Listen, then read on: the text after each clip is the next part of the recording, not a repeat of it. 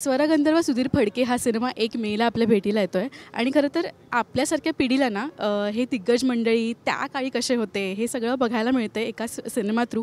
त्यात आपलं भाग्य आहे आणि यंग एजमध्ये म्हणजे गदिमा किंवा हे सगळी मंडळी कशी होती आणि त्यापैकीच बाबूजी कसे होते हे पडद्यावर साकारतो आपल्या सगळ्यांचा लाडका द मोस्ट हँडसम अभिनेता आदिश वैद्य. खरं तर खूप काही प्रश्न आहेत, एक छोटीशी झलक आम्ही बघितली आहे, पण तुला विचारायला आवडेल. पहिलं तर स्वागत तुझं, कारण का इतकी मोठी भूमिका साकारायची म्हणजे एक कलाकार म्हणून थोडं दडपण असेल की या वयातही इतक्या दिग्दर्शकांनी आपल्याला विश्वास ठेवला आणि आपण आता ही साकारतोय. काय फिलिंग आहे कलाकार? नाही, खरंच तू म्हणतेस अगदी खरं आहे. या वयात किंवा लहानपणी आपल्याला जर इतक्या मोठ्या व्यक्तींवरती त्यांची भूमिका साकारायला मिळते तर हे खरंच माझं भाग्य आहे. मी जिकडे जातो तिकडे म्हणतो की आजवर आता 8 वर्ष 9 वर्ष काम करतो आहे, मेहनत आपण सगळेच करतो, पण नशिबाची साथ लागते असं काहीतरी घडायला. आणि मला असं वाटतं की आज देवाच्या कृपेने मला ही भूमिका साकारायला मिळते. त्यामुळे खूप मिक्स्ड इमोशन्स होते. एक्साइटमेंटपासून नर्वसनेसपर्यंत हे सगळे इमोशन्स मी महिनाभर जगलो आहे शूट करत असताना. आत्ताही आहेत आणि मला असं वाटतं चित्रपट रिलीज होईस्तोवर हे असणार आहे दडपण, बटरफ्लाईज असणार आहेत. पण ह्याचं श्रेय जातं आमचे लेखक दिग्दर्शक निर्माते योगेश देशपांडेजी आणि आमचे co producers PNG jewellers Saurabh Gadge, Shridhar Phadke ji आणि कुटुंब, कारण त्यांनी हा विश्वास माझ्यावर दाखवला की मी ही भूमिका साकारावी. आणि मला असं वाटतं की ही फार मोठी गोष्ट आहे एक नट म्हणून, कलाकार म्हणून, कारण आपण अशा भूमिकेच्या नेहमी शोधात असतो की काय अशी भूमिका यावी आणि आपल्याला चॅलेंजिंग रोल मिळावा. त्यात चॅलेंजिंग पण नाही म्हणता येणार, कारण बाबूजी हा विषय असा आहे त्यांचा की तुम्ही कराल तितकं कमी आहे. 100% कधीच होणार नाही, पण जितक्या जवळ जाता येईल मला असं वाटतं तेवढं अचीवमेंट आहे असं म्हणू शकतो.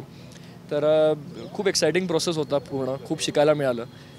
एक नट म्हणून प्रत्येकाला वाटतं, मलाही वाटतं की आपण ग्रो करावं, आपण कालपेक्षा आज बेटर असावं. तर या पूर्ण शूटिंगच्या दरम्यान एक माणूस म्हणून अनेक गोष्टी शिकून गेलो, कारण बाबूजींच्या जीवनात घडलेले जे प्रसंग आहेत जे कोणालाच मला वाटतं फार लोकांना माहीत नाही आहेत, जे आम्ही या चित्रपटाच्या माध्यमातून दाखवणार आहोत, ते मलाही कळले स्क्रिप्ट वाचताना, ते फील केले. मला असं वाटतं ते खूप म्हणजे एका पॉईंटला तर इतकं लागायचं की जवळजवळ रडू यायचं खऱ्या आयुष्यात. की पण लाईक आय सेड की खूप जगलायस, खऱ्या अर्थाने मी जगलो ते दिवस, कारण इतके मोठे कलाकार आणि त्यांच्या आयुष्याची वाटचाल अशी होऊ शकते, तर आपण कोण आहोत? आपल्याला it inspired me to live my life even better. त्यामुळे छोट्या छोट्या गोष्टींवरून आपण क्रिप करतो, पण ह्यांनी ज्या प्रसंगातून ते गेलेत आणि त्याच्यावर मात केले आणि मग ते बाबूजी घडले, आपल्याला आपला लाभ की ते आज आपल्याला त्यांचं संगीत आपल्याला मिळालं. पण हे खूप शिकण्यासारखं होतं. आणि मला असं वाटतं की या सगळ्या गोष्टी मी चित्रपट या माध्यमातून मी घेऊन गेलो आहे पुढे, आणि मला असं वाटतं की शेवटपर्यंत मला या गोष्टींचा खूप फायदा होणार आहे आयुष्यात.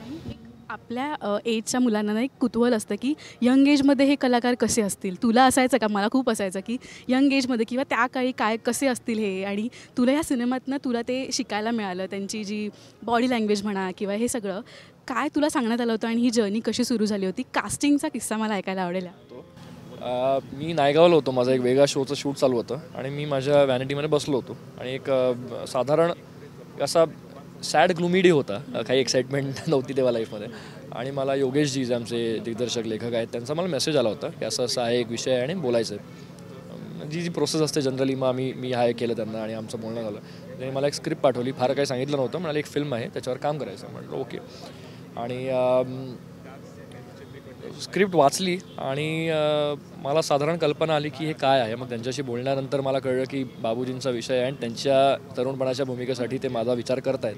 तिकडेच मी ताडकन उठलो आणि मला साधारण तो ग्लुमी डे जो होता त्याची वातावरण निर्मिती होऊन तो एक वेगळाच एक्सायटिंग दिवस झाला. ऑडिशन शूट केली, त्यांना पाठवली आणि त्यांना ती ऑडिशन ॲपॅरेंटली आवडली असावी, त्यामुळे त्यांनी माझी लुक टेस्ट घेतली आणि लुक टेस्ट करताना मेकअप आर्टिस्टपासून साधारण सगळे खुश होते. एकंदरीत मला वाटत होतं की सगळे खुश आहेत. म्हणलं काय झालं बाबा एवढं लवकर. तर जेव्हा लुक टेस्ट झाली तेव्हा आम्ही फोटोज बघत होतो आणि योगेशजी आणि एव्हरीबडी वेर हॅपी. सो म्हटलं जरा मला बघू द्या काय. सो जेव्हा मी झूम केलं तेव्हा मला बरेच सिमिलॅरिटीज, म्हणजे त्यांचे मी आता सांगणार नाही एक्झॅक्टली, ते लोकांना ठरवू द्या, पण त्यांचा हा जो पोर्शन आहे डोळ्यांच्या खालचा आणि गाल, ते खूप मॅच करत होते. आणि मी म्हणजे चकित झालो की कधीच विचार नाही आपण करू शकत की त्यांचा लूक आणि आपला लूक कधी त्यांच्या तरुणपणातला मॅच होऊ शकतो. इतका आनंद झाला होता मला की म्हणजे म्हणतं ना की हे भाग्य की हे काहीतरी असं घडलं, हे लाखातनं एखाद्याच्या आयुष्यात होतं, तशी फिलिंग मला होती तेव्हा. आणि मग then I got on board आणि मग त्याच्यावरती काम सुरू झालं. पण एक वेगळं शिवधनुष्य पेलायचं होतं. ते असं नाही की आपण एक रोल झाला आहे आणि आपण केलं आहे, कारण त्यात इतके लोक इन्व्हॉल्ड आहेत, इतक्या गोष्टी आहेत. दिग्दर्शक डिरेक्टरपासनं फडके फॅमिली होती पूर्ण, ज्यांच्याशी बोलून या सगळ्या गोष्टींवरती काम करायचं होतं. बारकाई जाणून घ्यायच्या होत्या. त्यात सुनील दादा पण आहे जो बाबूजींचा रोल करतोय. मी खरं तर तरुण सुधीर असं म्हणू शकतो आपण. त्यामुळे खूप गोष्टी होते, खूप शक्यपंजे होते, खूप कॅल्क्युलेशन्स होते की कसं करता येईल, असं करूया का. सतत वारंवार रोज डिस्कशन्स योगेशजींसोबत व्हायचे. प्रश्न पडायचे की योगेशजी काय वाटतं, असं करू का, मग ते असं झालं तर मग असं. आणि हे प्रश्न रोज असायचे. ती एक्साइटमेंट होती. पण मला असं वाटतं एकदा आम्ही ऑन फ्लोअर गेलो की ते सगळं सुरळीत पार पडलं आणि फार मजा आली शूट करताना. आणि आता एक आउटपुट चित्रपट आमचा तयार आहे आणि आम्ही सगळे खूप एक्सायटेड आहोत तुमच्यासमोर तो सादर करायला. आणि 1 मेला तो होणार आहे. त्यामुळे खरंच फक्त वाट बघतोय की तुम्हाला तो आवडेल आणि तुमच्या मनाला तो भावेल. आधीच एक मनातला प्रश्न विचारते की आपण आत्ताची जी पिढी आहे, कधी आपल्याला जर कुठे अपयश आलं किंवा आपण लगेच डिमोटिवेट होतो, पण आता तू यंग एजमधले बाबूजी साकारत होतास तेव्हा असं वाटलं का की अरे ह्यांनी ह्या चॅलेंजेस किती पॉझिटिव्हली स्वीकारले आणि आपल्याकडे एक चॅलेंजेस म्हणजे काहीच नाही आहेत त्या मनाने, तर ते एक पॉझिटिव्हिटी घेऊन तू पुढे जाणार आहेस का, आणि काय एक गोष्ट जी कायम तुझ्यासोबत ठेवशील या पूर्ण जर्नी? म्हणजे आता मी कथा किंवा प्रसंग सांगू नाही शकत, नाही तर मजा जाईल चित्रपटाची. पण असे अनेक प्रसंग होते जे अंगावर काटे येणाऱ्यासारखे आहेत. जे करताना मला खूप फील व्हायचं की अरे हे का घडलं असेल त्यांच्या आयुष्यात आणि ह्याच्यावर त्यांनी मात कशी केली असेल. परंतु त्यांच्या आयुष्यातही असे प्रसंग येऊन गेलेत की रॉक बॉटम त्यांनी हिट केलेला आहे. तो काळ त्यांनी बघितलेला आहे. त्यामुळे पण तेव्हा मी हे सांगू इच्छिते की आपण म्हणतो ना की चांगले मित्र, चांगला परिवार, आपल्या अवतीभोवती आपली जी माणसं आपण निवडतो ती चांगली असावी. तर मला असं वाटतं बाबूजींना ती माणसं लाभली की त्यांच्या या काळात असे काही मित्र होते, असे काही लोक होती ज्यांनी कधीही त्यांची साथ सोडली नाही. आणि ते फार गरजेचं असं, किंवा अशा काळात तुम्ही जर फार एकटे पडलात तर कदाचित तुम्ही सगळं संपलं आहे असं तुम्ही विचार करू शकता. पण तेव्हा जर एक व्यक्ती असेल जी सांगू शकते की नाही बाबा, तू हे करू शकतोस आणि तू कर, मी आहे तुझ्या पाठीशी, त्या 4 ओळी ना तुमचं अख्खं जीवन बदलू शकतं. ते आपल्याला ते मैत्री प्रेम, ते त्या परिवारचं प्रेम, या सगळ्या गोष्टी आपल्याला या चित्रपटातून दिसणार आहेत. त्यामुळे मला असं वाटतं एका व्यक्तीचं नाही, साधारण सगळ्यांचं योगदान असतं त्या व्यक्तीला घडवण्यासाठी. आणि बाबूजींच्या आयुष्यात तसे काही लोक होते, तसे प्रसंगही होते की ते सगळं त्यामुळे छान घडलं. पण इतके वाईट प्रसंगही बघितलेत की मला असं वाटलं की मला माझेही काही वाईट दिवस आठवले की आपण ते कसे टॅकल केले आणि अजूनही चांगल्या पद्धतीने, अजून अधिक ताकदीने ते टॅकल करू शकतो.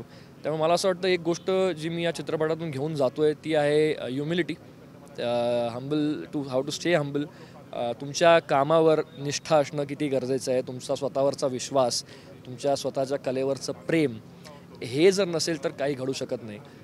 जर कला असेल, जर टॅलेंट असेल, जर तुमची मेहनत करण्याची तयारी असेल तरच नशीब तुमचं साथ देऊ शकतं. इंग्लिशमध्ये एक म्हण आहे की luck favours the brave, but if you are not brave enough luck will never favour you. बाबूजींचं तसं होतं की ते होते तसे करेजियस की त्यांनी म्हणून नशिबाने एका पॉईंटला येऊन त्यांची साथ दिली असं मला वाटतं. पण जर तुम्ही आधीच शस्त्र तुमचे सोडून दिले तर नशीब तुम्हाला काय साथ देणार. तर मला असं वाटतं की मला आयुष्यभर हे लक्षात राहील की कधी जर चांगले वाईट दिवस गॉड फॉरबिड कधी दिसले तर त्या दरम्यान मला असं वाटतं हा चित्रपट आणि ही भूमिका मला नेहमी लक्षात राहायची गरज नाही, ती इथे आता पार हृदयात आहे, जी नेहमी माझ्यासोबत, माझ्या वाटचालीत माझ्यासोबत चालत असेल. सो आय थिंक एक फार मोठी गोष्ट घडली आहे माझ्या जीवनात. तू करतोच एका साईडला मालिकाही सुरू आहे आणि सिनेमाही सुरू आहे. मला असं वाटतं 2 मालिका सुरू आहेत आणि मला असं वाटतं प्रत्येक कलाकाराच्या आयुष्यामध्ये टर्निंग पॉईंट ठरलेली भूमिका येते. मला असं वाटतं ही भूमिका ती आहे. आणि थँक्यू सो मच आदिश, आणि खूप एक्साइटमेंट आहे तुला मोठ्या पडद्यावर बघण्यासाठी. All the very best. Thank you so much. Thank you तुमच्या एंटायर टीमला. You have been very sweet. खरंच थँक्यू.